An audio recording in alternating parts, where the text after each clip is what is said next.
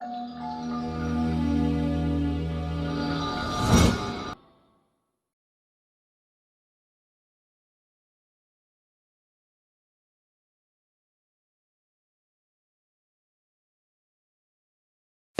तरी चालेल, कारण ती काही इंग्लिश मध्ये बोलत नाही आपल्याशी. बोला. आणि रात्रीचं दूध पाजताना बऱ्याच वेळेला तो गुदमरल्यासारखं करतो, तर आम्हाला वाटतं कफ जमलाय काय, खोकतो की काय असं. बरोबर आहे. अजून many times when they vomit out ना, they also call it as cough. Right, Ah. Absolutely. The major difference is in Marathi they call cough and khokla is totally different. So Absolutely fantastic. So the coughing, तुम्ही- as in the coughing is different and cough is different for them. Upendra absolutely मराठीमध्ये कफ म्हणतो, English मध्ये COUGH कफ म्हणतो. हा दोन्ही मधला फरक आहे. आणि many times it is the relatives confuse us. Prashant common thing is ठसक्याला बऱ्याच वेळेला खोकला म्हणतात. दिवसाला Yes, correct. 3-4 वेळा ठसकला तरी त्याला खोकला म्हणून रिपोर्ट करतात. बरोबर बरोबर. प्रशांत जेव्हा पेशंट म्हणतो ना कफ आहे, तर त्याला आम्ही स्पेसिफिक प्रश्न विचारतो, बाळ खोकतो का फक्त घरघर वाटतं. ते त्यांना कफ म्हणजे त्याला असं वाटतं की खोकलाय. मला असं वाटायला लागले हे मॉडेल बहुतेक तुम्हीच सगळ्यांनी बनवलेलं आहे. Nadine, next slide please. Yes, go ahead. Almost I have got all these answers. Confirm that the baby is actually coughing, isn't it? Now these are the mimics that you have already said: rattling of chest, vibratory feel of overcharged chest, noisy breathing, sticky mucoid substance. Wankhede sir म्हटले होते की vomit केलं तर होतं. कधी कधी आहे ना, शी मधून पण कफ जातो की नाही? येस. हा, तर right. Next Nadine, next. Right. Now my another question is की why actually मला म्हणजे मी ज्या प्रकारे घेणार होतो ते पुढचे प्रश्न विचारायची गरजच पडली नाही. तुम्ही सगळंच हे केलेलं आहे की routinely when we are asking for sputum or AFP or gene expert in a 2-year-old child, how do we ask them? What do I actually ask them? We don't give them a bulb and ask them to get a sample in that. What do we do? Yes. What do we do generally? What is our instruction? आपण काय सांगतो? Sputum पाहिजे असेल समजा 2 वर्षाच्या बच्चीचं sputum पाहिजे तर काय सांगतो? गॅस्ट्रिक ऍस्पिरेट सांगतो. Why we do that? Why do we do that? Because all of us know that it is very difficult for a 2-year-old to cough out. So the chest recoil, everything, the chest, lungs, pleura, everything, it is not that good for the child to cough out.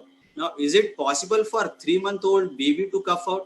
Very difficult. That is why first we have to confirm when they come with the complaints of cough whether really it is COUH cough or not.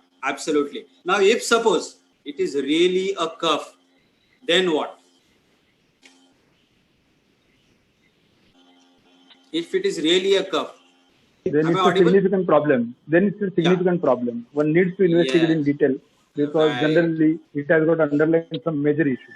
Is it associated with distress or not associated with? Fine. I got an idea. म्हणजे आता हे रायगड आहे आणि आबानीच उत्तर दिलंय, तर मी याला simple असं म्हणेल की आबाला मी कधी रागावलेलं नाही बघितलं. आबा जर रागावलेला आहे तर डेफिनेटली काहीतरी मोठा प्रॉब्लेम असेल. बरोबर आहे की नाही? Similar way, if suppose a baby who is less than 3-month-old is coughing, as Dr. Anand sir said, definitely it must be something which is really a serious or a grave problem, isn't it? So if it is so, then what we'll have to do is that we have to see what are the other things which are associated. So what are the red flag signs which are associated with this? Next, please. Next slide. So one slide back. So we are going to see what are the associated symptoms. Now, what are the associated symptoms that you are going to ask in that case? Already written there, sir. Once just tell me. So let us discuss it. Even if it is written, we will discuss what are the important factors in this. What are the questions that you are going to ask? Fever. First fever. Fever, yes. Azun? Irritability, Irritability, Breathlessness. feeding, yes. Failure to thrive, yes. cyanosis, feeding Cyanosis, issues, very good. feeding issues, Feeding related issues, yes. diurnal variation if it is more of Right. morning. Right. Very good. Vomiting repeated episodes. With coughing. Absolutely fantastic. What else? Vomiting associated with coughing. Vomiting associated with coughing. So next slide, please. Choking spells. Yes. Family history. Family history. What type of family history really you want to know? If anyone has the cough. Cough. Okay. What exactly you want to say? Well, if anyone has cough, what do you mean? Tuberculosis. Or viral ones. 3-month-old? Viral. Any viral. Someone said viral. Viral. Someone said viral. Viral. Yes, come out. That is Tell me Viral. more in detail. Yes. What type of viral infection? adenoviral. I don't know. Okay. Not the corona, na? सध्या तर कसं आहे खोकला तो ठोकला, isn't it? खोकला तो ठोकला. But before this, we used to have a lot of epidemics of viral respiratory illnesses, isn't it? I don't know. Next slide, please. Next. Put out Prashant. 1, 2, 3, 4, all 4 points. Dr. Prashant. हाँ sir, Hemant sir. Why in this time of this corona, all viral infections have disappeared? Sir, we will discuss. Yes, आता yes. कसं आहे माहिती आहे का? Because of time lag, we will Yes, have yes. this fast. Okay. Because of mask. त्याच्या अनुभवावरून मला असं वाटतं की आधी आपण हे करूया. हा, yes, Questions sir. थोडंसं नंतर घेऊया, Yes, definitely. yes. So most of these things you have covered. Significant cough itself is a red sign. Cough with feeding, someone said. Cough with breathlessness or swear. Someone said failure to thrive. So these are all important. Now let us come to one by one. Who said cough with vomiting and Myself. yeah? So and who said cough with failure to thrive? Me. Sunil. Sunil, yes. Tell me, what do you want really to say when you say cough with failure to thrive? See, if the baby has got cough with failure to thrive, it means he has got some kind of ongoing pathology. Right. Either it could be infective pathology or it could be anything else like maybe a cystic fibrosis or maybe a recurrent severe reflux is there, GER. Okay. Where the baby is So not- we'll come to a common one. Cystic fibrosis we don't see very commonly. We'll come to the reflux first. So if suppose a baby who has got cough because of GERD, what is the variety of what is the grade of GERD that you are suspecting? Grade 3. Of course, yes. Of course, a severe grade. So what more associated symptoms we will have or signs we will have in that baby? You can have repeated episodes of vomiting, sandy fever signs Yes. will be there. Right.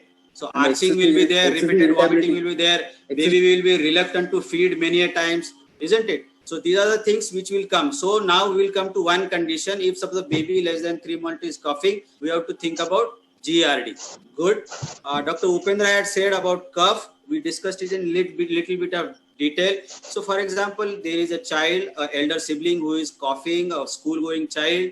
Hemant Gangolia sir, answer to your question, there are no schools. The elder sibling is not going to school, so he is not getting infection from the school to the house. So that is why there are less number of upper respiratory infections. Yes. Sometimes we do have RSV or bronchiolitis, epidemics of bronchiolitis. We remember we used to have our OPD is full and we used to have our nebulizer on all the time.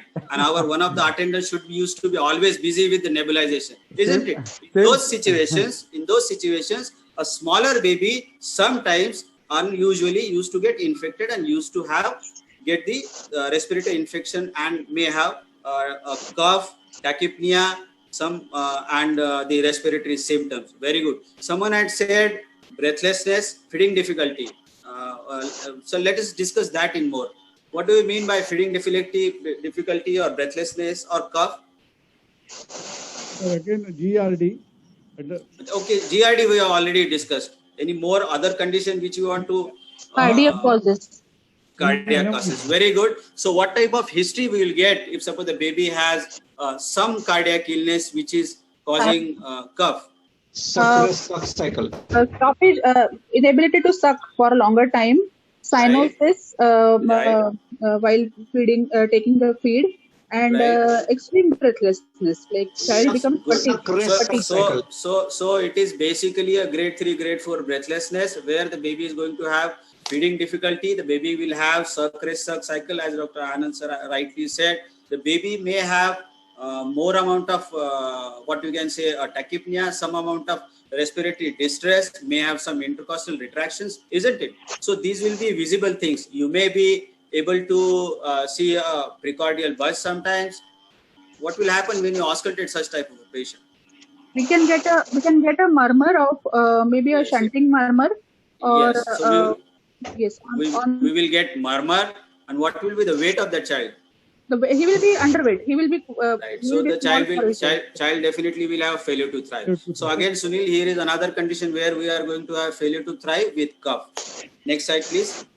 Sir, one more point I would like to ask. Should we ask Yes. about the history of smoking in the father and like the smoke can cause lot of cough? See, here we are discussing less than 3-month-old. Yes, of course, theoretically, or in sometimes such rare case may come, but we are discussing common problems in a common OPD. Wherein in Indian scenario, we don't see a father who is smoking and sitting in the same room, or mother who is smoking and the baby is with this. So let us keep that quite low on our card. We'll consider the commoner things first. That's where it becomes very easy. Next slide. Excessive Sir, sweating bottle also fed needs to be babies considered. are also having more cough. Yes, of course. A bottle fed baby, again, more chances of GER, isn't it? Regurgitation, the feeding is in the supine position all the time. Definitely some amount of regurgitation or vomiting, and they do have more amount of GER as compared to breastfed babies who are upright many of the times as compared to the bottle fed babies. Very good. Next slide. Next slide. Next. Yes. Next. So I am giving, hey, one slide prior. So I am giving you all 1 minute to go through this slide. This is what all you have said. This is not which I have said. This is not which Shokani sir said that you don't know. He has given it such a nice module to us that these are the all things which we already know. This is just a discussion, because in a private practice, we do not discuss things among our peers. So this is a platform where we are discussing all these things. And once we come to this type of a discussion, we know the investigation. So let us discuss what are the investigations that we are going to do. And of course, we are not going to go into a battery of investigations. We will investigate in patient in a scenario where we are suspecting any particular disease, modality, or whatever. So what are the investigations that you might think of, you may do? Let us do some common investigation which may come to your mind first, considering all these factors. X-ray chest. First is X-ray chest. Yes, X-ray chest. So what do you expect in X-ray chest? Do you expect an abnormal X-ray or a normal X-ray? Sometimes abnormal. Can't say. Cardiomegaly or maybe some congestion in chest. Okay. Let me put it simpler way. की आपण सुरुवातीलाच म्हणालो होतो की खूप वेळा आहे ना मदर किंवा पॅरेंटची कंप्लेन असते की बाळाला खोकला आहे, कफ आहे, खोकला आहे, जे काय आपण शब्द वापरले ते सगळे आहेत. त्यातल्या काहींमध्ये आपण एक्सरे करतो कधी? Let us be practical. काहींमध्ये आपण करतो. Say for example the patient has come to you for 3, 5, 6 visits and every time you have reassured first 3-4 times. Patient मग शेवटी पॅरेंटच्या समाधानासाठी कधी कधी आपला करतो आपण. बरोबर. Very rare. Yes, of course, but sometimes we do, and therein we do a X-ray. We know that it is going to be normal. It is just for the reassurance of the parents that we are doing a X-ray. So whenever we are ordering an investigation, we should expect we should think what we are actually expecting. So in such a situation, I may expect a normal X-ray. So let us come to another conditions. In GR, what are you going to expect? Many a times a normal X-ray, unless the child has aspirated and lead to aspiration, pneumonia. Otherwise not, isn't it? Congenital heart diseases, of course, we might see a cardiomegaly. We might see that it will just give us a pointer, which probably by auscultation or by examination, we already know that the child is having some cardiac disease, wherein an X-ray is not going to add much, isn't it? And the other conditions that we are discussing, if suppose it's a bronchiolitis, we might say some amount of, what we will say in that X-ray? Hyperinflation. Some amount of air trapping we might see. Prashant. Yeah. I have one suggestion, or I use this many times. So because the baby may not cough in front of you, Right. so I ask them to have a small video while he's coughing. So that many times clinically aids us in diagnosing the thing. Yeah, that is very good. If suppose you are really very hurried in OP, you don't have a time. No, or he much may not time to cough see. in front of us. Yes, Baby may not come cough in front of us. So yeah, it is a good habit to have them a picturization whenever, if suppose the baby. Similarly, you can use that for if the mother there is a history of convulsions. Of course, many times that can be used. Of course. Also to ask the mother to mimic how he coughs, the baby coughs. Yes, the mother very good. to So these are certain things which can be easily done, and wherein you might avoid unnecessary investigations by doing all these simpler things. Anything more you are going to get from X-ray? Prashant, just Dr. Mohita here. Yes, sir. Hello. Tell me, Yes, sir. Mohita, sir. we have been talking about video or something. In a less than 3 months pattern fever, does that video really help you how the baby coughs? Can you make any impression from that cough?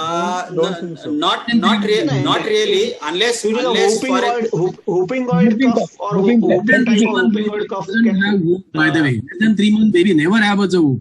If at all, he will be severe cough and choking may come with apneas. He never come with whoop.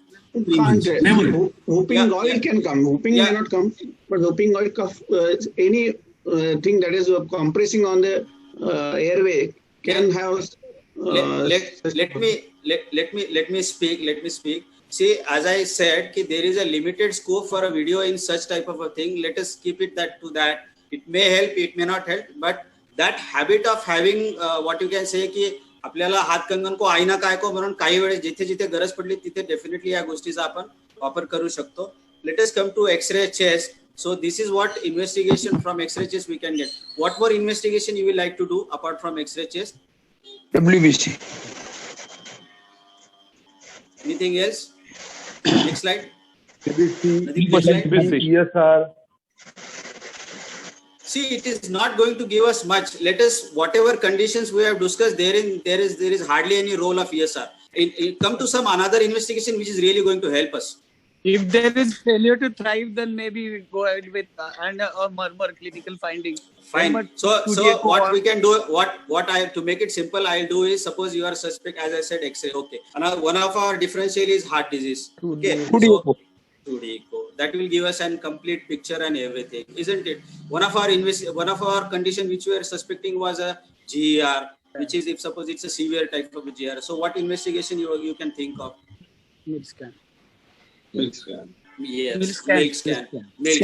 Now again, these are all subject to availability. If it is available at your place, it is well and good. But you may not need or you may not do it in each and every cases. But if the severity is very high, the child is coughing, the child had 1 or 2 episodes of aspiration pneumonia, then it is, of course, you can take pains and get the milk scan done if you want to do. Yes. Any other investigation? Next slide. Next point. One more. Fine. Wait. Okay. One back. So again, in cases of, if suppose you are, sometimes we do get cystic fibrosis which may present there in the, you may get a sweat chloride test done. Next. Fine, that's it. Now, what are the treatments that you are going to consider after all these investigations have been done? Treatment modality. Let us come to treatment modality. Depends what upon are the treatment that you are thinking about? First counseling if there is really cough or not. Right. Yes. Then treat the cause. Right. So treat the cause. Anything else? Anything else? मला एक असं छातीवर हात ठेवून सांगा, OPD मध्ये आपण फक्त एवढंच करतो का अजून काय करतो? Let us have a free and frank discussion.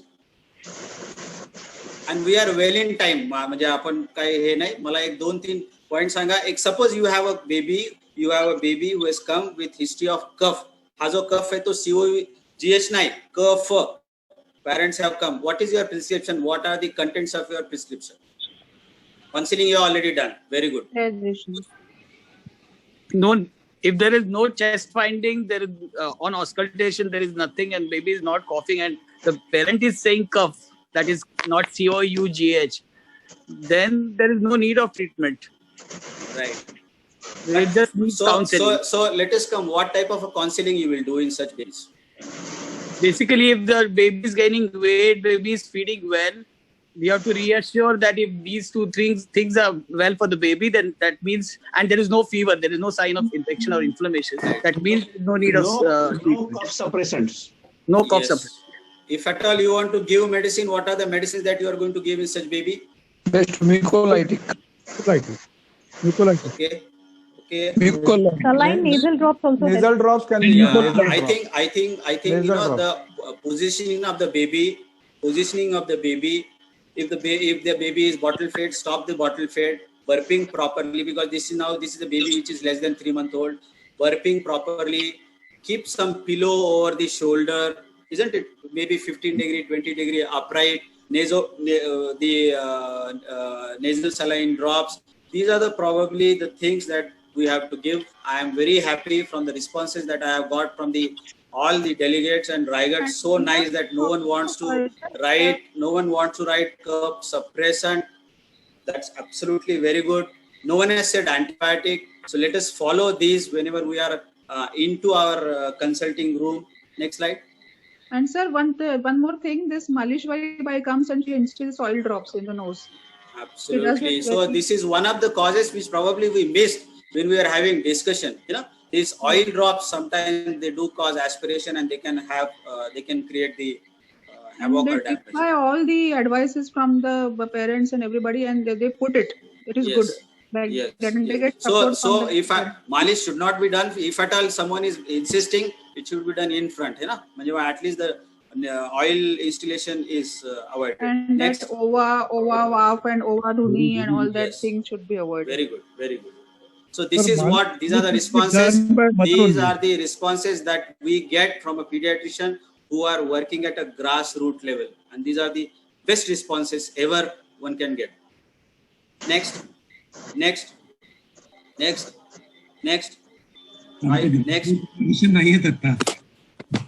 So next.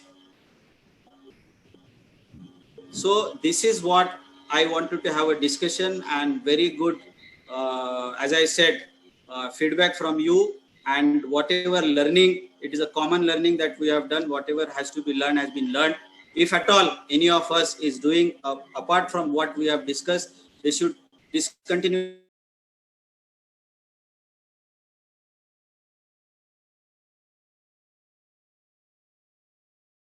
You assess yourself, and the message is no antitussives, cough suppressants, mucolytics or expectorants below 3 months. That's it. Thank you. Over to Chokhani sir. Hemant, पण आपले grassroot paediatrician कुठे आहेत? आता प्रशांत खत्री म्हणला grassroot. त्यांच्याकडे पाणी नाही ते they are working at the grassroot. त्यांच्याकडे पाणी काढताना ते they are working at the grass पाण्यात बुडलंय. ग्रासरूट नाही म्हटलं मी, ग्रासरूट म्हटलं. ग्रासरूट म्हटलं, ग्रासरूट नाही.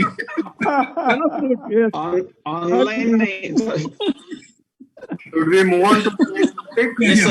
Yes, sir.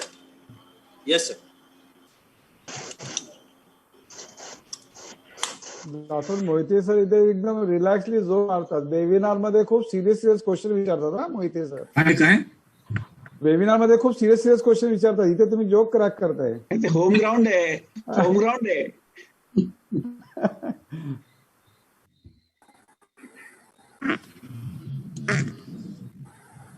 So next topic is prevention of dental caries. So to begin with, what do you think are the risk factors for developing dental caries? Tell me responses. What do you think is the risk factors? Like पाणी आणून दे ना, एक काम कर, बिस्लेरीची बाटली आणून दे. Carbonated drinks, junk food, improper hygiene. Very good. What else? Top feeds and bottle feeding. It starts from there. Top feeds and bottle feeding. What else? So this is all you clubbed it as sugary foods. Besides that, what are the risk factors? What do we Fluoride. as pediatricians?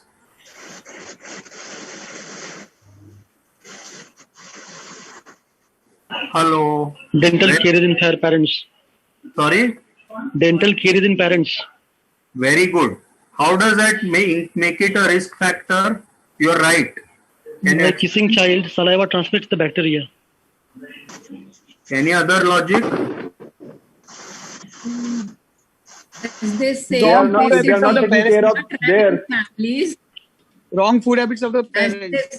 they No And if they are knowledge not of the taking their hygiene. own care, they will not take care of No baby. knowledge of the hygiene. So this last point, if they are not taking their own care, that is also very important. Fine. Anything, what else? When does a pediatrician make a spot diagnosis of dental caries and ask one first spot question, 100% question? What is that question? Chocolate खातो का? Chocolate खातो का? त्याच्या आधी bottle feeding, त्याच्या आधी Feeding at night.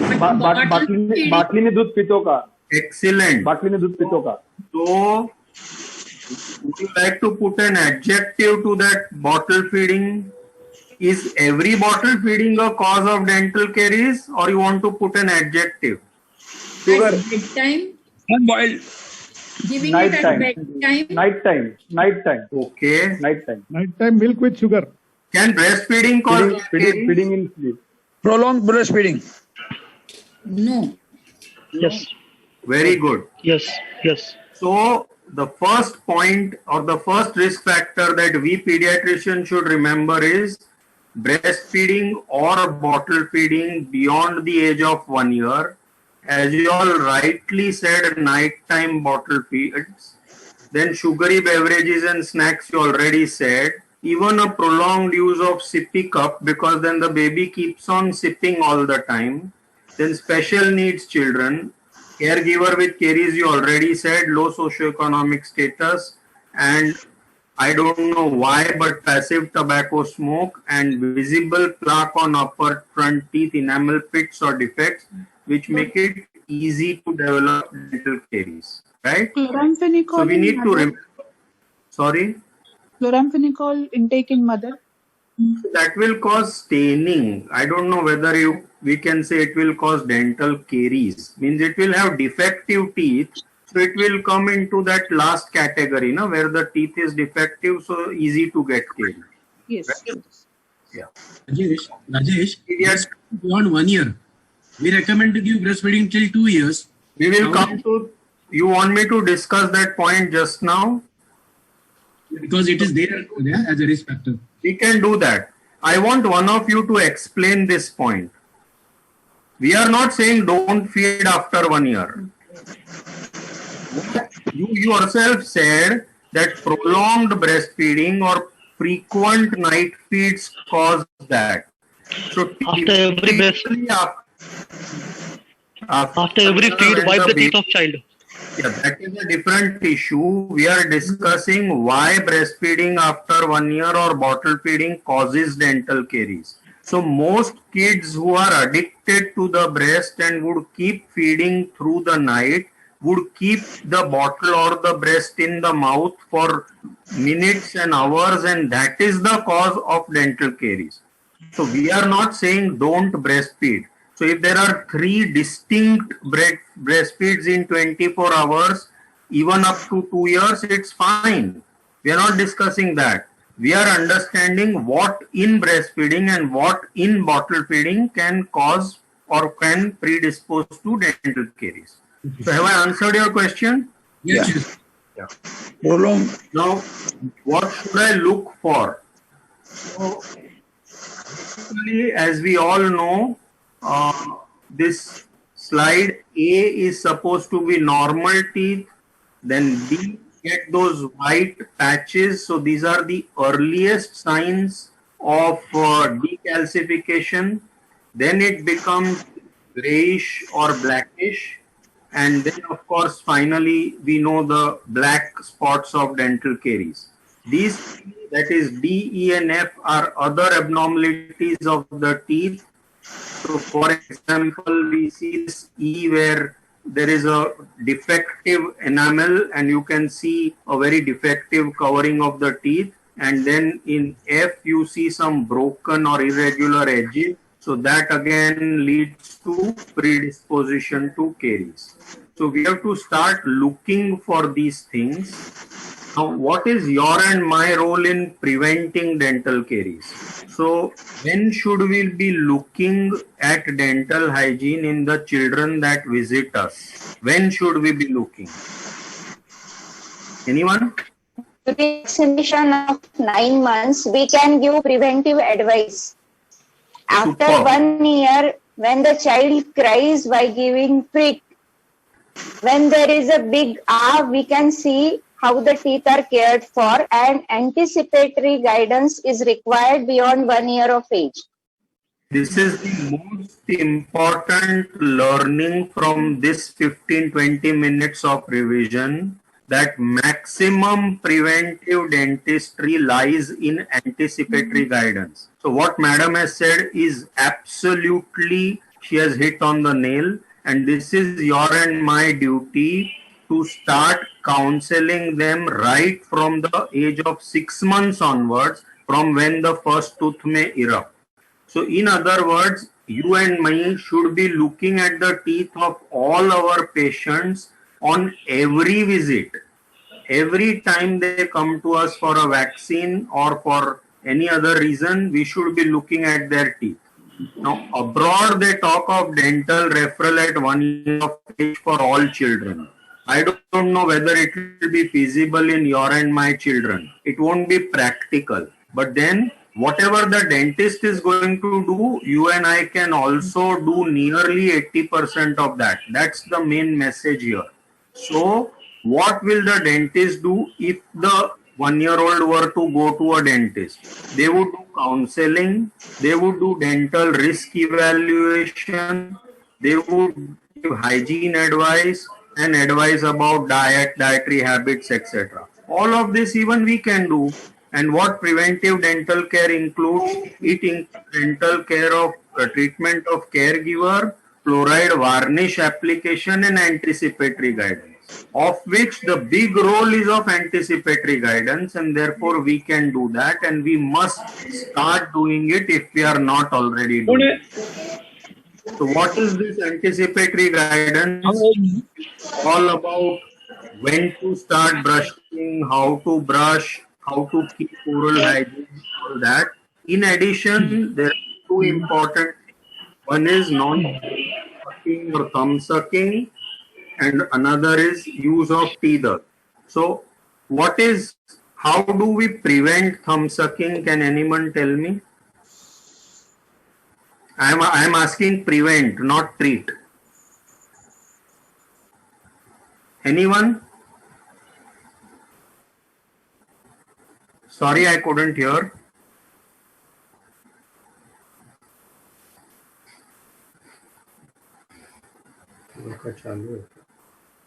Thumb sucking usually is an attention seeking behavior, and for that the baby tries to grab the attention of mother or the people around him. So what we can do is try to tell the mother to put him or her on the breast for a longer time, and give the cooing if I want to emphasize one point. I have learned this from Dr. Ambekar sir. I don't think this is given in any book, but it makes 10,000 more and more so that security. Logic is like this.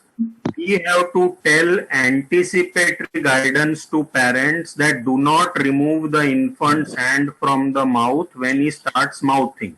Tell them upfront, don't do it. So the logic is, if the infant is doing it on his or her own, he may keep the hand in the mouth. So the total number of times that he put his hand from outside the mouth into the mouth is maybe 20 times in a day.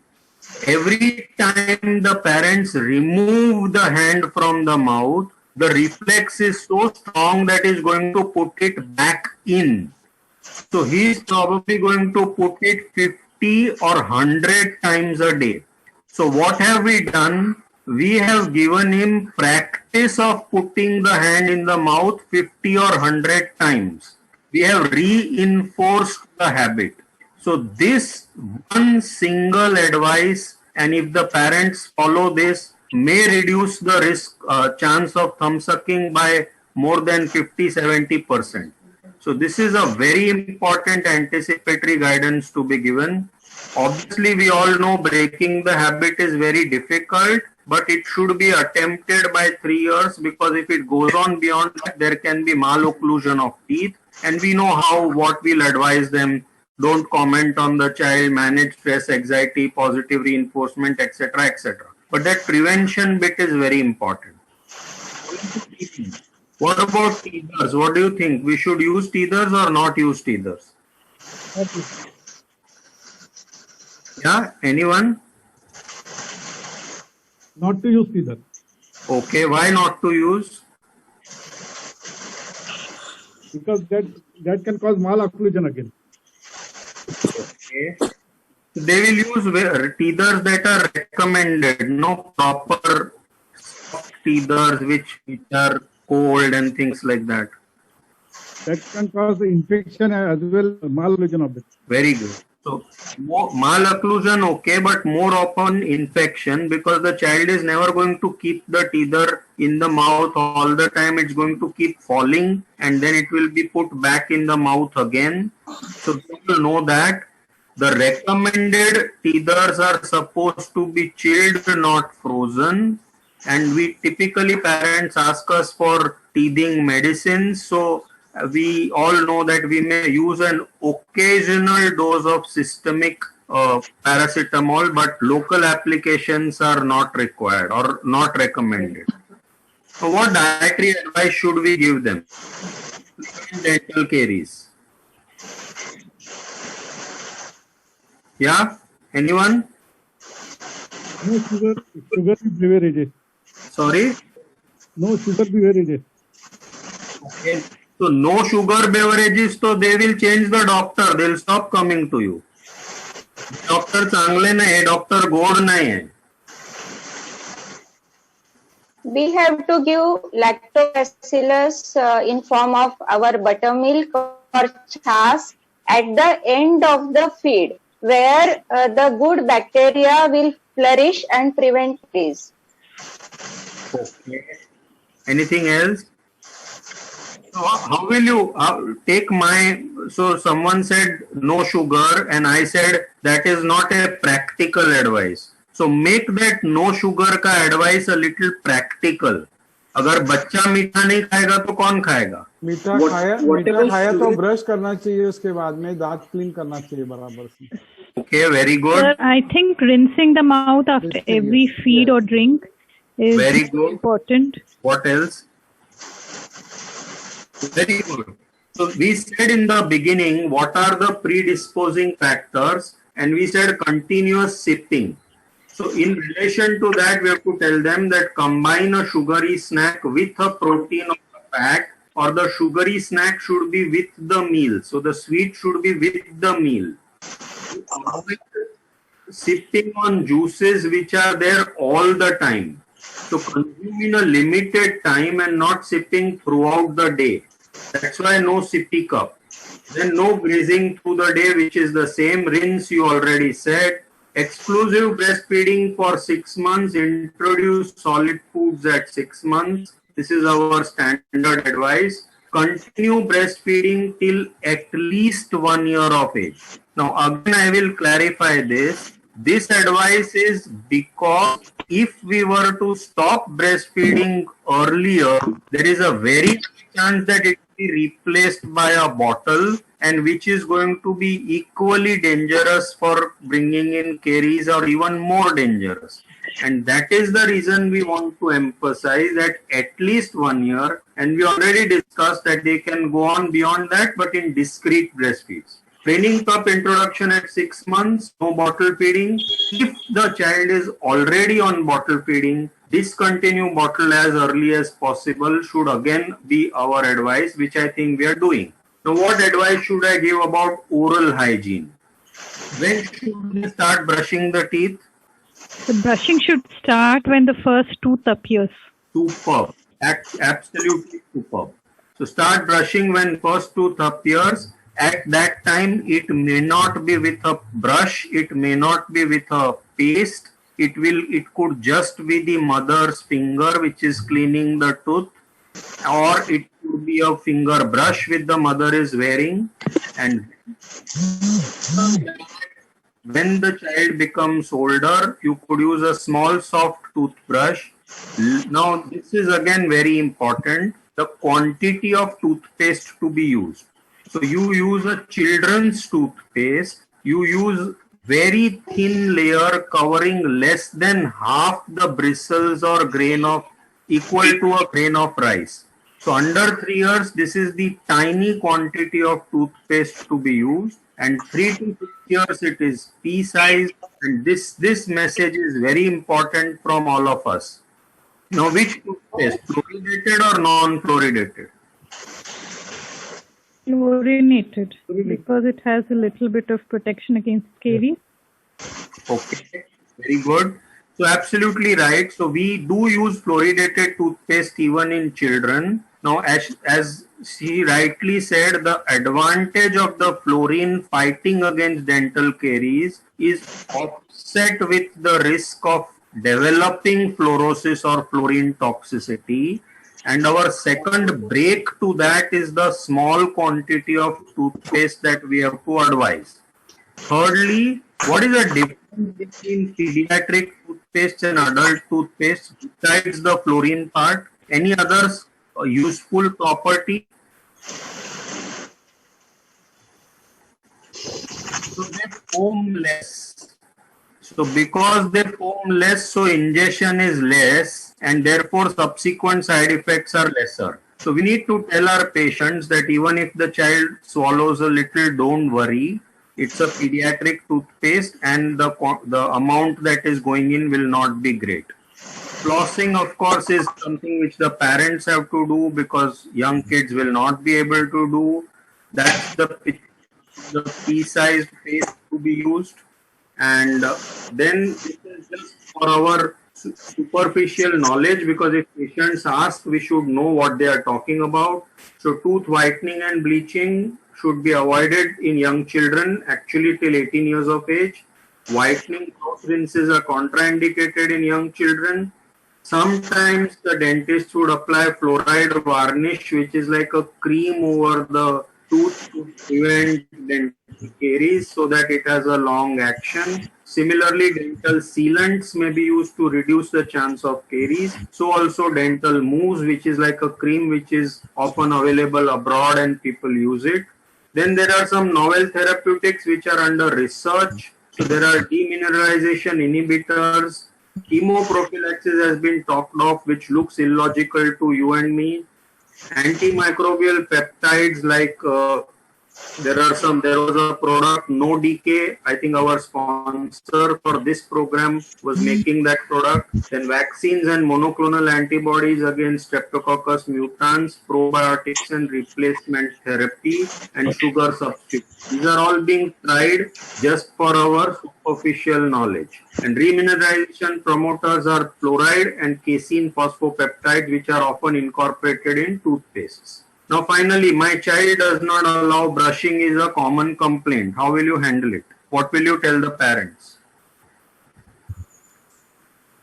We have to ask them to mop the teeth when the baby is sleeping or after the baby sleeps with that small amount of toothpaste, and where the rinsing can be done by the baby, at that time we can use fluoride toothpaste.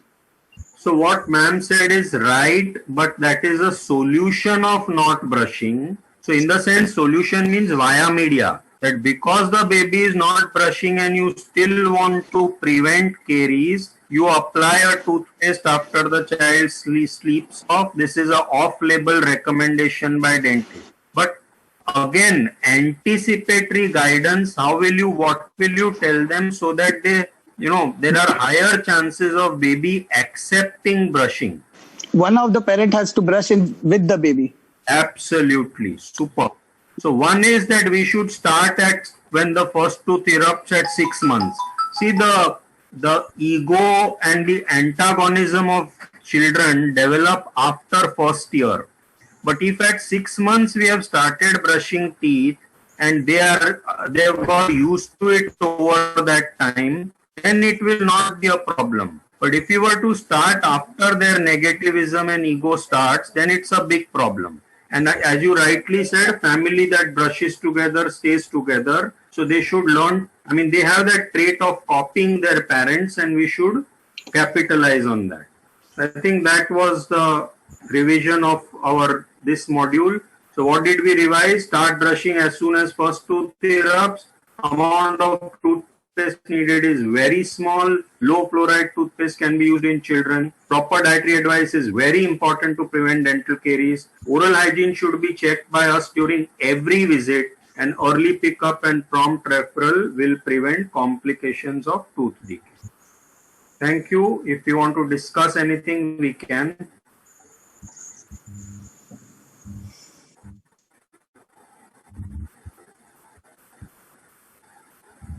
Any questions or anything from anyone, or we move on to the next topic? Peptides. Tell about the peptides. So there is some gamma peptide which is believed to help in preventing tooth decay, and that fact is the basis of a product called No Decay. This Inspira Health Sciences were manufacturing. I don't know if they are still manufacturing. So, but it's still not like, there is no level 1 evidence for it and things like that. So it is under study. Any specific brand to say, child toothpaste is there, but any specific brands we can tell them if they ask the brands. Is there any difference in the existing brands? No, difference as in so practically there will be 3 categories of toothpaste in the market. One is our adult variety, one is children's variety, which is low fluoride. So it contains lesser fluoride than our adult variety. And then you have no fluoride or fluoride less toothpaste. So when it's a very small baby, so now these recommendations, actually international recommendations are that even in young babies like a 1-year-old, we can use fluoridated toothpaste. But there are no fluoride toothpastes also available. So I think my personal view is that this is a gray area where in a 1-year-old, if parent is insisting that I want to use no fluoride, if they have read too much on internet, you tell them, okay, no fluoride, but at least use a toothpaste. That's the point. So then you have these Chiku and Pigeon and all these imported brands which are no fluoride. And our Colgate Junior, etc. is less fluoride, and our regular are all the adult products. What about the herbal? Any toothpaste herbal. Herbal toothpaste. Ayurvedic. So I guess there is a place for sure. Now, practically speaking, children will find it more difficult to develop or accept that taste of a herbal toothpaste. So we need to think about that and decide whether it will put the child off those tastes, because children are not used to all this lavang and all these tastes. So that is one. Second, the trials and studies and comparing head to head and evidence based, I don't think that has been done enough, because herbal is our kind of a specialty, and maybe in the US it may not be such a great thing. So I think that taste thing is also an equally important thing, but I'm not saying it is not useful. So for you and me, it is good enough. Fluoride or no fluoride depends on the geographical area and local fluoride content of the water locally. To some extent, but then that is again theoretical, less practical. So there are some areas where the fluorosis is more. Yeah, in endemic areas of fluorosis, the pediatrician may err on the side of no fluoride treatment. But if you ask me what is the fluoride content of water in Mumbai, I don't know. So my point is that I am not sure whether all you Raigad pediatricians know what is the fluoride content of water in Raigad. So my point is that in general, the fluoride content of Indian water is fair. It's not bad in general, except for the areas of fluorosis where there is extra fluoride, right? What is the cutoff line for the fluorine content of the water then? So recommended is 0.5 milligram per liter to 1 milligram per liter, which is 0.5 parts per million to 1 part per million is the recommended content in the water. When it exceeds 2, it can cause fluorosis.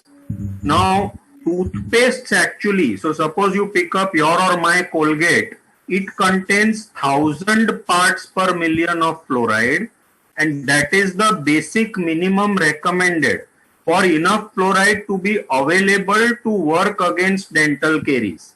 Now, I don't know why it contains 1000 when water content is 1 part per million, but I think it has something to do with the volume that we are using.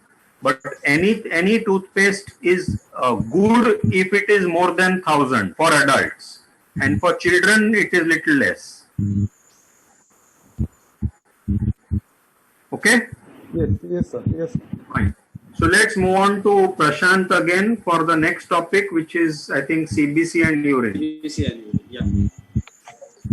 I request Nadine to share the screen for CBC and urine. Yeah.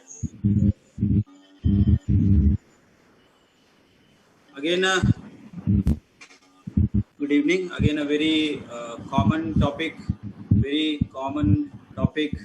and very common investigations which we all do n number of times. So my first talk here, again we want many discussions about it. We all do CBC many times a day, and we all do urine examination many times a day, isn't it? And we are going to discuss this in a case-based manner, where 5-6 cases, and almost most of them are with fever. So let us start our discussion with a question, like in a patient with a fever, when do you do CBC? Day 1, day 2, day 3, day 4, day 5, routinely. Anyone for day 1? Unless and until it is emergency. Unless and until it is emergency. Okay, good. Wanted sir काय म्हणत होते? In case if you suspect you have malaria, it can be done day 1. Okay, very good. Day 2, day 3. Dengue. Yes. Fine. So I got an idea. So routinely we are not going to do a CBC on day 1. But what if, next slide. Next. What if suppose the mother comes and says that tomorrow is a child's birthday and they have a party. First birthday, मोठी party ठेवली आहे, and they'll say it's a birthday. Or sometimes the parent will come and say कि doctor उद्या परीक्षा आहे, blood check करून घ्या ना. Are you going to do? Yes, no? No. No. So very good. So here we are not going to do. Okay, next slide. But what happened? A friend of mine, or suppose me, I fall into a pressure and I did a CBC. And in CBC, this is what the CBC is saying. Hemoglobin 12, count 11,800, 78% neutrophils, and platelet 1.64 with lympho 21, eosin 1 monocyte. So what are you going to do now? What are you going to do now? So give me your take. So, tell me what are the things that you look for when you do a CBC? Counts appear normal. Total counts appear normal. Okay. Then, so what are the things that you look for when you do a CBC? Parameters that you want to look for? We look for total count and total count and differential count. Differential count. hemoglobin, platelets, Right. then microscopy. Right. Next slide. Now is a direct question. Will you start antibiotic? No. No, not no. You're not worried? No. The count is Unless and until there is a focus, something which is obvious, which is seen somewhere, then only we can think of, otherwise not. very good. For example, Are you not worried about neutrophil 78%? Yeah, neutrophil is a little on the higher side, and lymphocyte is On day one, this is not going to tell you. It is maybe the response to the this. Prashant, we will not treat hemogram. So response We to will not treat Hemant sir? hemogram. Yes, sir, I got your point. Hemant sir, you said response to we are talking about neutrophil 78. Yeah. Response to even a viral infection. Any infection any initially inflammation. can have a neutrophil count high. Yes, right. Anything else? So it could I be a haven't viral done infection. malarial parasite. Malarial parasite could have been done in high grade fever. Yes, right. Malaria, especially in Konkan belt, where we see you must be seeing many malarias. In our region nowadays, we are not seeing much malarias. What is the endemicity? Malaria you see quite frequently? Now it is Disappeared. Now it is Disappeared. Even in Konkan it has disappeared. Okay. very less. Very So, less. Replaced by dengue. Next. So the child has cough, cold, isn't it? On the next day, and the fever has subsided on day 3 of illness. So it looks to be just a viral illness. Absolutely, the responses from your side are very good. That unless you are suspecting anything like malaria, you will not do a CBC on day 1, or unless you are suspecting which is life-threatening, you may not go for investigation on day 1 of illness. And many a times it could be just a fever, and neutrophil on slightly on higher side can be because of viral illness. Very Dr. good. Next. Prashant, 1 minute. Dr. Yes. Prashant, Yes. आता आई वडील म्हणाले अरे platelets कमी झाले 1.64 तर platelets कमी झाले म्हणजे काय भ्यायचं आम्हाला काय भीती नाही ना डॉक्टर मग काय म्हणायचं Right. How do you explain So, this platelet?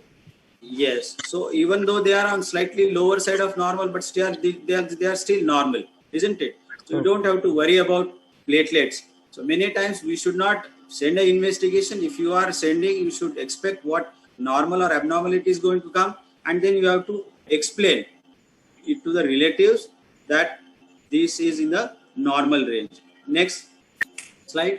The point that is to be made here is, even suppose there's some amount of neutrophilia may be there, it is always not specific to infections and can be seen in many common viral illnesses, acute stress, asthma. Even you must be seeing so many scorpion bites. Usually the count must be in 20,000, 25,000, isn't it? What is the usually a scorpion bite patient comes? What is the TLC routinely when it comes immediately? Don't do it. We don't do it. Actually, you don't do it, right? right. So it is just a stress. It's a stress because of which you can get some amount of neutrophilia, and we should not do. Why it is we are saying is this. आपल्याला माहिती आहे many times we see CBC report आलेला असतो, त्याला round मारलेला असतो आणि antibiotics prescribe केलेले असतात. It is good that you are not doing, and that is the take home message from this case. Next. Dr. CBC on day 1. Dr. Prashant, can I add one thing? Yeah, sure. Means असं मला वाटतं, as a treating doctor, you never should ever encircle the figures on the reports. Never. I think so. That one we should keep in the mind. Otherwise, it causes Yes, sir. panic in the parents. Right. You write it on your right. case papers, but not on the reports. You should encircle or just make the arrow up, arrow down. That should not be done. Yes, very good. Very nice point. So, One CBC on- point more, we have to tell about the red flag signs even in first visit, so that the patient can contact us again. Yes, sure. Now the point of discussion here is we are considering only CBC in this situation. So most of you feel that CBC shouldn't have been done. Antibiotic, of course, shouldn't have been started, or it is not started here also. And the neutrophilia that you are saying could be because of viral illness. So it's always not. It is not synonymous with the bacterial infection. Can be because of viral infection, and you have to just do a counseling, write prescription for fever, and you may send the child home with whatever next 2-3 days what is to be monitored. That's what is important. Right. Next. Dr. Prashant sir, if there is a season of dengue and if there is case of dengue in the family, whether we should do NS1 on day 1? You may wait. You may wait for a day. Yes. See, now this is a child on day 1. You said that you will not do the investigation. Next. Now this is another case wherein the child has come with history of cough, cold, fever on day 1, was diagnosed as viral respiratory infection, was symptomatic, started on treatment, but he came for follow-up on day 3. Will you do CBC here? The fever pattern is very important. So if the child started with very high grade fever initially in the first 2 days, and then the fever is showing a downward trend or the frequency is much lesser than before, and the child is active and playful between temperature spikes, I think we can very well wait and watch. Very good. So one single factor or parameter that the child has a fever is not only very important. We have to ask the history of fever into detail. What is the pattern of the fever? What is the response of the child to the antipyretics? Whether the child, how is the child in between the fever? Is the child's oral intake good? How is the child's hydration? And all these, and are there any other symptoms or signs apart from having fever? This is what is important. Now, but because we are discussing about CBC, a pediatrician to whom this patient had gone had done a CBC. Let us see what CBC says. Next. Now, this is what the CBC is saying. So someone help me and tell me what is his observation after this CBC. You have seen counts, platelets, and everything. So what do you feel? What will you do? Is again some normal count. See, this is normal. You will wait. Yes. What will you do? What will you advise to the parent? Again, you have told them about red flag signs. And apart from that, what else? Only paracetamol for fever. Only paracetamol for fever. Fever. What counseling you will do? When you will ask them to come back? When will you ask them to come back? So ideally, a viral fever can last anything between 5 to 7 days. The fever is high grade and remittent and continuous the first 3 days and shows a waning pattern later on. So at day 3, the CBC is equivocal. It is not showing a very high white cell count with a very high neutrophil, and the platelet count is normal. So I would say come back after 2 or 3 days, unless the child has increasing cough, increasing fever, becomes breathless. So if any of these red flag signs appear, then we need to see right. the child. So you would give a red flag signs as far as the respiratory system is concerned, CNS is concerned, or hydration is concerned, and you will ask what is the intake, whether the child is taking adequate food, water, is the urine output adequate. These are all the things which you are going to do. Excellent. But what has happened is the patient had not gone to you, the patient had gone to a friend of mine. What he has done, let us see. Next. He started with Coamaxclav. This is what happens many a times, isn't it? So this was started on Coamaxclav. Over next 2 days, what has happened is that the cough and cold is partially better. Intensity of the fever is less, but still the child is running fever. Will you like to do CBC repeat here? Or what else you will like to do? I would first like to confirm whether it is an actual fever. So we will need that. Let us consider it as to be an actual fever because the child has cough, cold.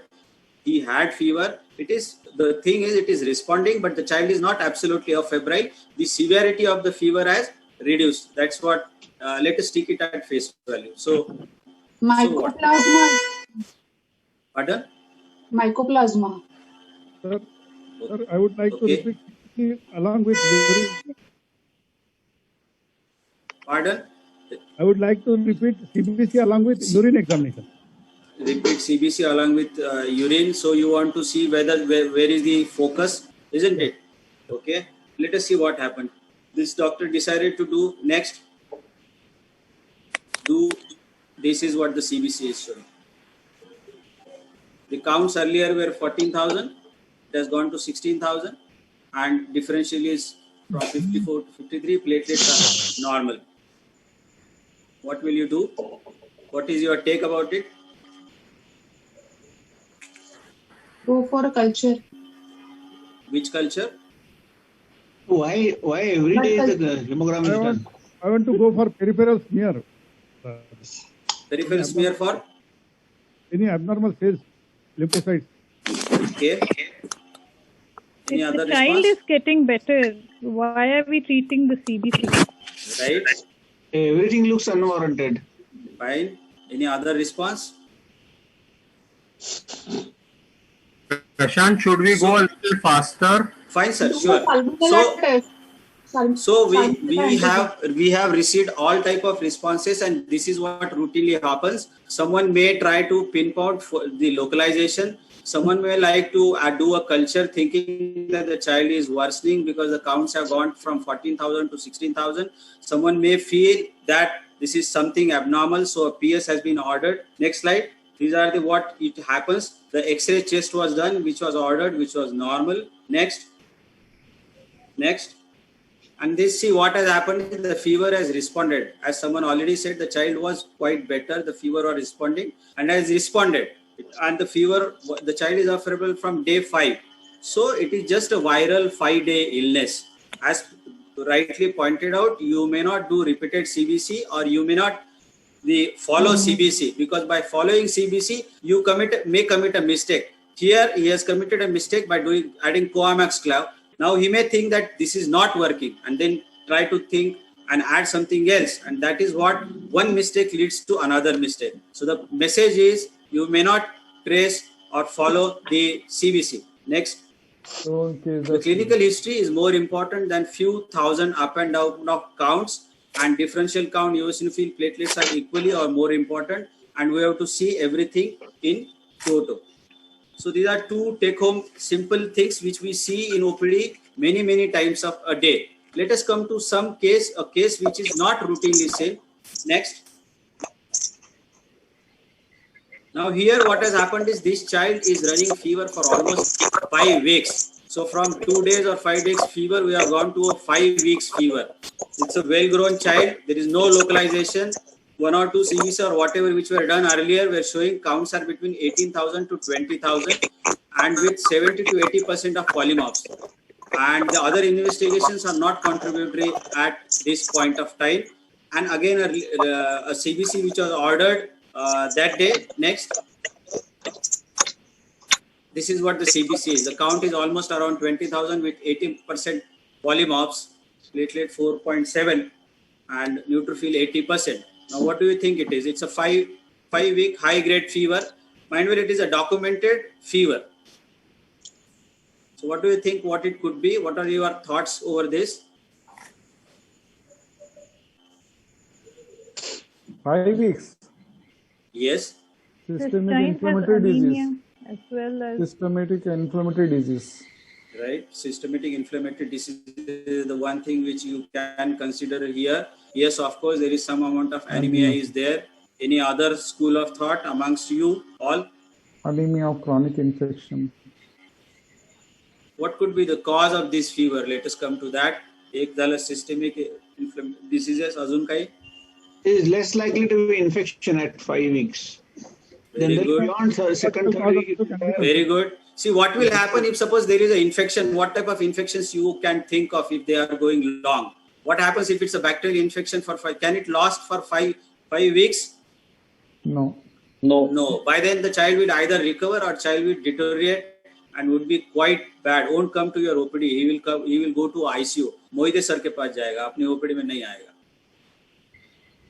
So what? Next. How should we proceed now? What to do? Any thoughts? For non-infective causes. Pardon? Non-infective causes. Non-infective causes. Very good. So here we have to think about non-infective causes, because the child is going on with fever since so long. The child is quite well grown. Why are you not thinking about bacterial infection even though the count is 20,000 is? As we rightly said, that other conditions are important. So leukocytosis or neutrophilic leukocytosis always may not be a bacterial infection, or if at all it's a bacterial infection, it should show some sign of localization, isn't it? By 5 weeks, there has to be some localization, which we are not seeing here on the clinical examination, or at least it is not mentioned. Next. So the persistent neutrophilic leukocytosis without any localization or no worsening, as we already said, should suggest a systemic inflammatory disorder, as you correctly pointed out.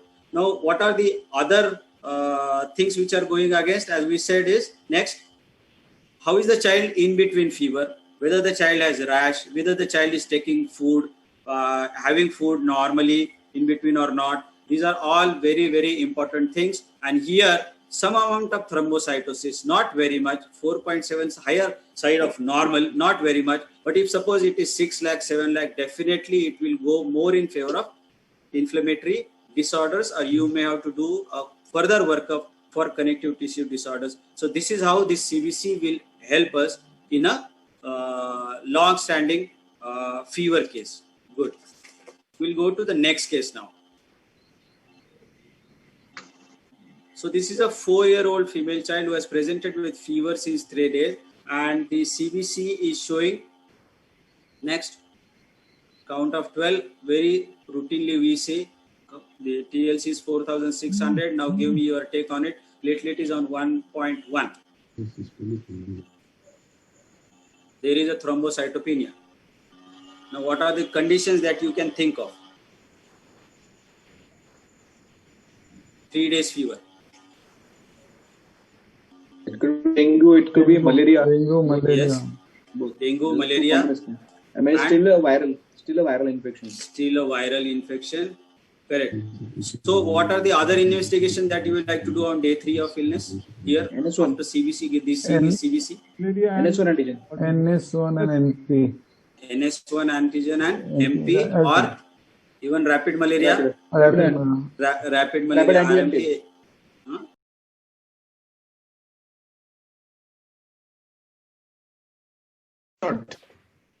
So this is what a polytherapy usually is done, which should not be done. Polytherapy should not be done. And in this situation, if the child is stable, there is no urgency to start the treatment. And if at all you want to start, you should commit to something, what it can be or what it is. And depending upon that, you should start treatment, which is absolutely not advisable. Next. Whether in a region of malarial endemic, I know it is empirical antibody should not be started, but then if many times that MP comes negative and don't do the rapid test, so that time whether let us discuss here from our area, our point of view. That's why my first question when I asked was how many times nowadays you are seeing malaria. See, when you see that malaria is gone out, then and the child is stable, there is no urgency. You can go for rapid malaria test, and it's a very good trustworthy test. Rapid malaria, we now know we are being using since long, and when rapid malaria says it's positive, it will give us whether it is virus or falciparum, and depending upon the clinical status, you can start antimalarial and antimalarial of choice according to that. So no need to start empirical antimalarial, and don't want to go into the detail of discussion because that is not our point of discussion here. Let us go to the next. Dr. Prashant, sir, only one question. Yeah. If you advise that this test can be done at our OPD basis also, which band you recommend having what this PF, PVS or all, which brand you recommend? Sir, I am not very aware about the brands, but of course you should have both Plasmodium vivax as well as falciparum, both antigens differentiate, and they are readily available. It was long back that it used to be only a single. Now they are available and can be definitely used. I don't use it at point of care. If suppose you are you are using it at point of care. Because at the periphery we don't have reliable microscopy, so we do at our level only, at our OPD basis only. It is because it's a simple test and not so costly. No, definitely it's a well reliable test and it should be done, and you should 100% rely upon rat malaria test even at periphery also. That's absolutely fair. Next, so these are the things. Next, fever has declined on day 5, subsided by day 5, and this is what is the wrong thing that has been done here. Next, so the lesson learned is next. Thrombocytopenia could be because it's common, as we rightly said. It's because of dengue is very common in our area. In typhoid also you may say, so that's why we can send blood culture, and you should not use polytherapy. Next, and all your investigations should be correlated with the clinical finding. How is the fever pattern? Is there headache? Any other signs or symptoms suggestive of dengue are there in the child? And preventive therapy is absolutely no. Next, absolutely not. And you should start preventive therapy only when waiting is unsafe. As yesterday when we were discussing, if suppose you are suspecting septic arthritis during giant swelling, that time was discussed. Unless it is endangering or it is unsafe to wait, you should not be in a haste. Next case. Next. Now this is a child, 6-year-old, has brought with fever, body ache, leg ache, and is on treatment with family physician and investigated. CBC was done. Let us see what the CBC is or what are the investigation findings are. Next. Now this is what it is. Again here count is on lower side 3900, platelet lower side of normal 1.3. We have already discussed there is no role of Vidal here. All of you agree? Yes. Do you get blood culture now readily available at odd places in Raigad district? Yes, No. we can send. We can send. Okay, right. Next. The doctor here has changed to cefixime, considering that this could be typhoid. Do you agree with him? No. No. What about malaria and NS1 test? Yes, right. So those were the investigation which one could have done because there is some amount of body ache, leg ache. Dengue can be one of the facilities. Platelet is on slightly on lower side. Here we don't know what was the hematocrit, but if suppose the hematocrit is there is some amount of hematocrit concentration, as you rightly said, we may consider it. But malaria there will be eosinophilia. Here it is eosinophilia is 0 totally. So Yeah, more right. in favor of entry. That is the one point which is a pointer here.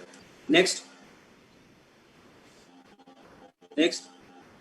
So fever has reduced gradually, subsided within 36 hours after whatever treatment has done. Definitely it is not because of the drug that has been started. 36 hours it cannot. Next. Eosinopenia could be because of acute stress. So can be seen in viral infection, bacterial infection and enteric. So it's not always that eosinopenia is there, which means it could be enteric. Next. And next. As I rightly said, Vidal has a limited or there is no scope. We'll go to the next patient. Next. Now this is a 7-year-old male that has come with fever, cough of 4 days and treated symptomatically, and the cough has persisted. And for the cough, he has been investigated. Let us see what CBC says. This is what the CBC is. Yeah, someone? What is your take? High eosinophil. Yes, high eosinophil is there. What are you thinking about? Allergic disorder. Allergic disorder. In Raigad district, we get lot of high eosinophil patients, even in asymptomatic. Right. Worm infestation may be there. Okay. leading to okay. So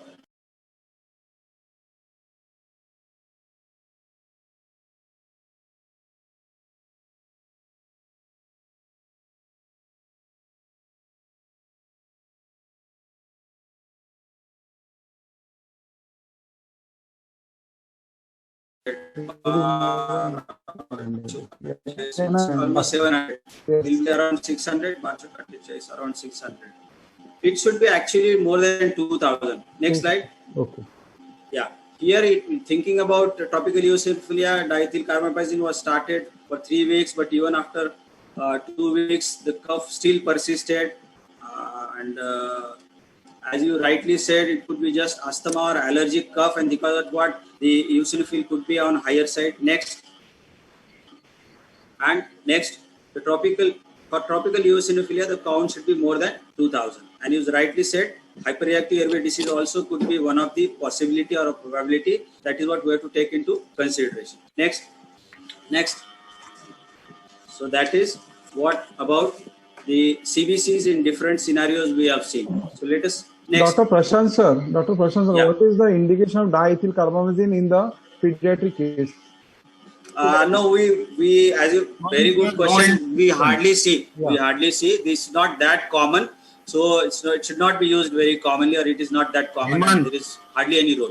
Hemant, no indication because tropical eosinophilia is extremely rare, and therefore the case is put up only to say its misuse. So there is hardly any indication in pediatrics. Yes, sir. Yes, sir. Sukani sir, there is hardly any pediatrician in Raigad district which is doing any mistake. I am very happy that the response is so nice.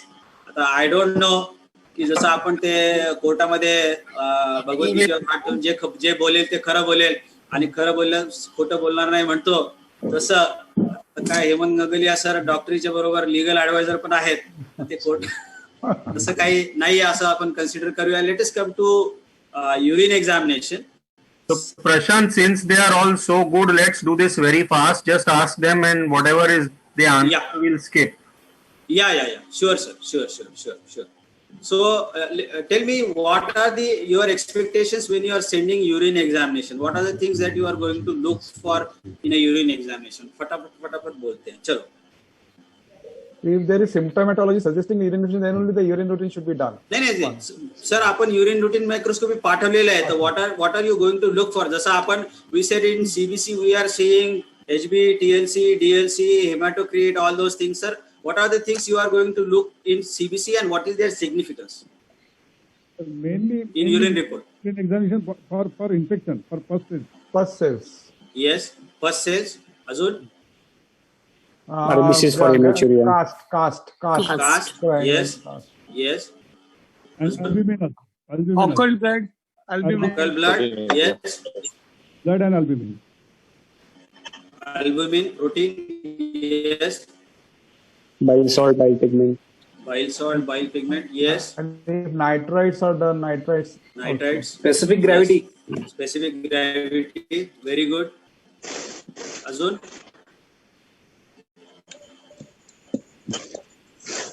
RBC. Pardon? RBC. Almost all points you have covered. One is sugar, which we will get urine sugar. Another is urine ketones, and all of these, most of these we will get when we do urine multisticks. During urine multisticks, you can definitely get. Now, which sample is better as far as the urine is concerned?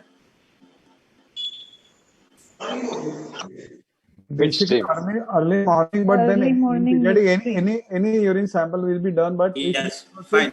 Second sample. Which time is important? Next. So we'll go a bit faster. We'll go faster because we have to cover many other talks and lectures also. Okay. Next, what we are going to do is the first morning sample is always good, and that is what is advisable. But what happens as far as pediatric is concerned? Many a time the child passes urine many a times, and so it becomes very difficult, especially in young babies. But the benefit of early sample is it's most concentrated, acidic. What happens?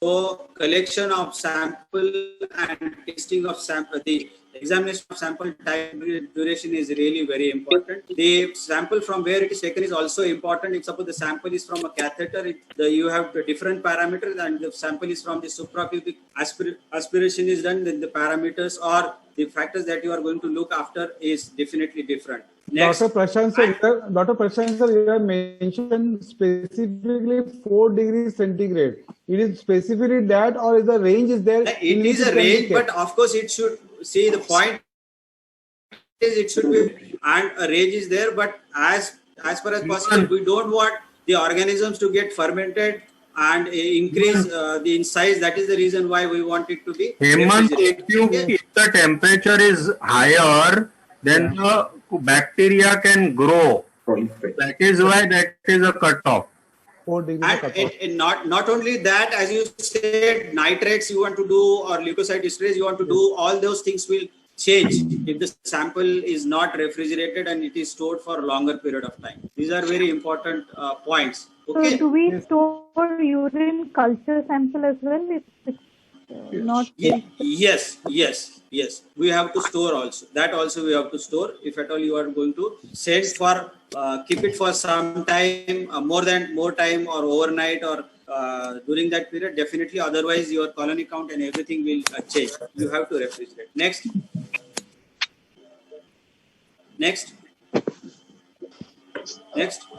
See, remember, the cloudy or foul urine sample may not always be bad, because if suppose it is stored for significant period of time, or it is contaminated, there are many squamous cells are present in the sample. It is because it is been kept for longer period of time. Okay. Next, as we all know, red or cola colored urine is always abnormal, and the causes are hematuria, hemoglobinuria, myoglobinuria, or porphyria. These are the common causes. Next, when the urine is red and there are very few RBCs and occult blood is positive, the chances are it could be a hemoglobinuria or myoglobinuria. Next, and if there are more than 4 RBCs per IFR fluid in 2 consecutive urine samples, then definitely we'll call it as a microscopic hematuria, and we have to work upon it. And as Sunil rightly said, specific gravity is important. Next, there are conditions like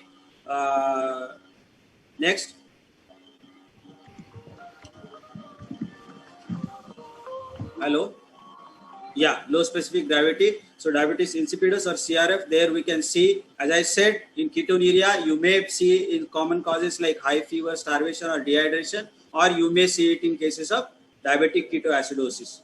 And urine protein, next, very important, but 1+ urine protein may be many times misleading. Instead of urine protein creatinine ratio, you should always see even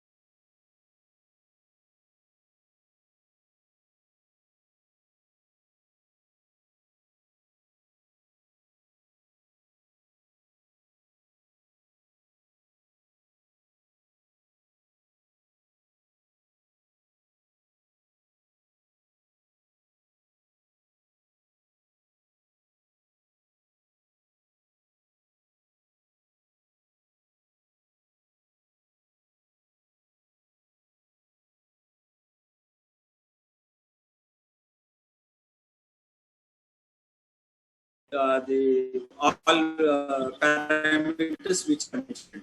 Okay. Important thing that you have to do is, next, you have to keep it. Dipstick is more sensitive in detecting pyuria than microscopy, but sometimes you get false positive or false negative things, and there are some common mistakes that you should avoid. Next. So it should be kept, just dip it for some second. Excess of urine should be blotted off. जसं आपण चहामध्ये Parle-G biscuit बुडवतोय, जास्त वेळ ठेवला तर डुबुक जाईल. So that is not the case. You have to do. You have to just keep it for a short period of time and remove it, and excess should be blotted. Next, the strip should be stored in original container with lid should be tightly closed. Next, They should not be exposed to sunlight, moisture, otherwise our readings could be abnormal. Next. The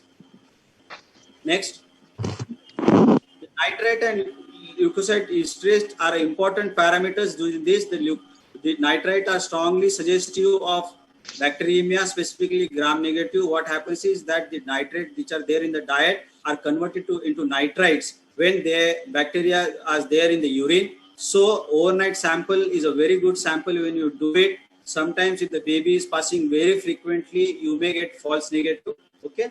And sometimes next, false positive cases are seen in concentrated urines. Next. So few of hours is necessary for conversion of nitrate into nitrite. Next, enterococci does not reduce nitrite, so you may not, enterococci may not be, even if it is infection, you may not get it positive. Next, leukocyte esterase can be false positive because of high fever also. Next. So dipstick is very good test. Next. In microscopy, one may get plenty of pus cells. Next, gram stains on freshly voided urine is important, and you may see. But if it is stored for some time, then gram staining may not always be that important. And next,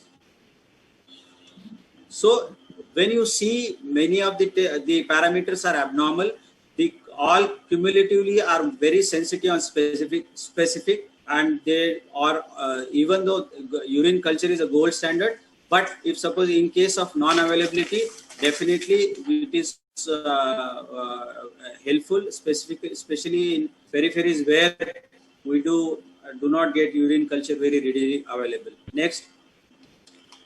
Next, urine culture, as I said, it's a gold standard. Next, it should be plated within 1 hour of collection. If you are not going to do it immediately, then it should be refrigerated. Next, when you are interpreting what type of a sample is collected is important. So whether it is suprapubic puncture, then colony count, even any pathogen is a significant. Whereas if you are taking it for a catheter sample, then colony count of 10 to the 4 is abnormal. Next,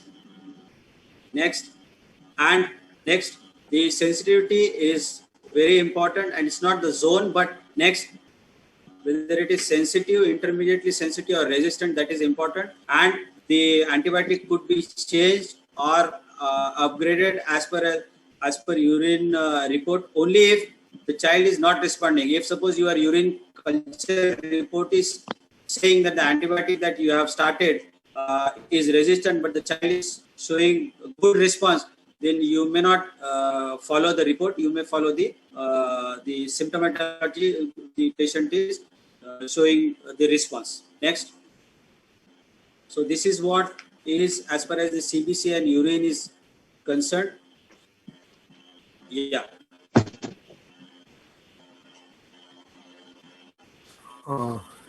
Dr. Hemant and Dr. Wankhede. Yeah, it's 10:15, and actually I think the DIAP team also has a limit till 10:30. So I doubt whether we'll be able to do any more topics. So if there are any questions on whatever we discussed till today, I mean yesterday and today, we could do that. Yes, sir. We are having only 17 minutes. 17 minutes, no, sir? That's what, and the topic may not get over, so Okay. I think we can just, if there are any questions or anything to discuss, otherwise then we can wind up. I invite from all the participants questions on these topics being said or today as well as of yesterday. As well, the topic which was going to be taken of the febrile seizures. If anyone pertaining questions, You are not audible. Hello. Hello. Audible, Yes. right? Yes, sir. If anyone has any participant, if any having questions or related to today's topic as well as yesterday.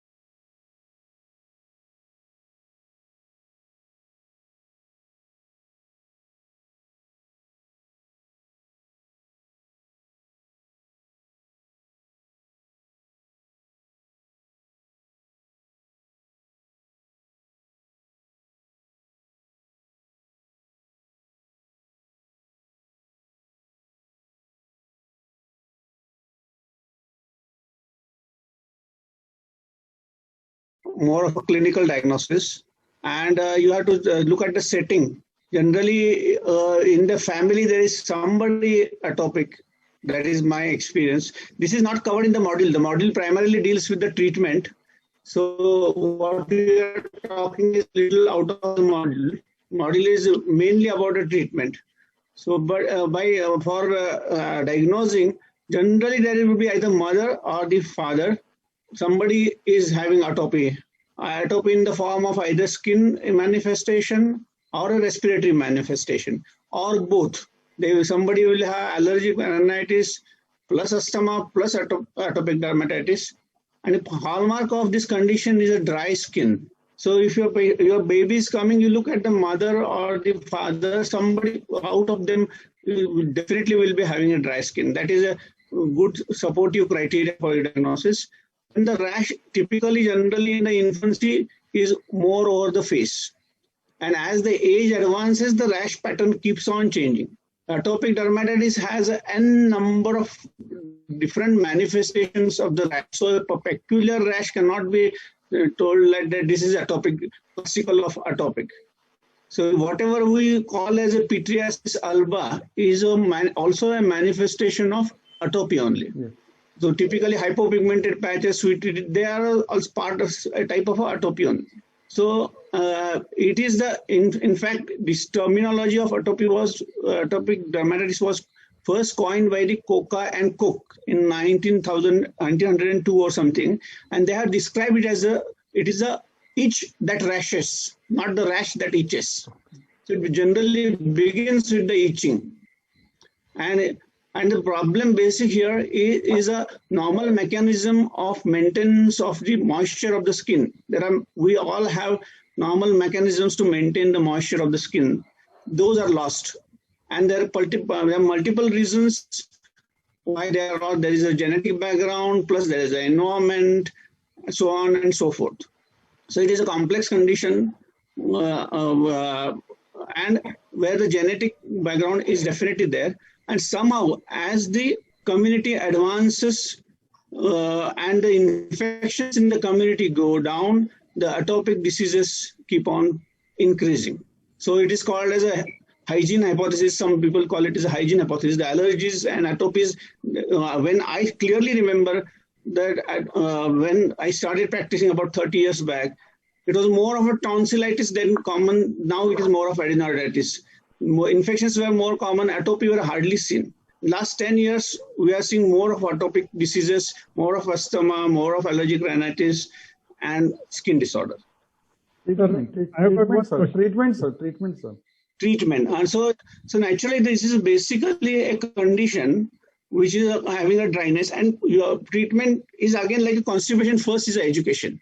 So you have to tell that this is the condition, it is going to be with you for lifetime. With you means the child. And as the age advances, the atopy, manifestation of atopy will keep on going down. But the atopy will be there in some form or other.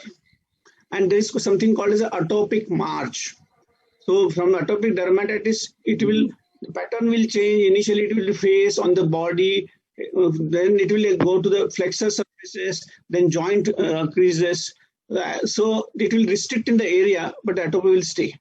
So the treatment is like a controlling of the disease. We want to control, we cannot cure. So in controlling, what we are interested in is keeping the moisture of the skin very good, nicely. So there are moisture, how can we get hydration of the skin? So in babies or in infants and toddlers, you can use soak baths, tub baths, followed by application of the moisturizing cream. And the soaps generally used are not of the adult soaps. They are syndates. They are called as syndates.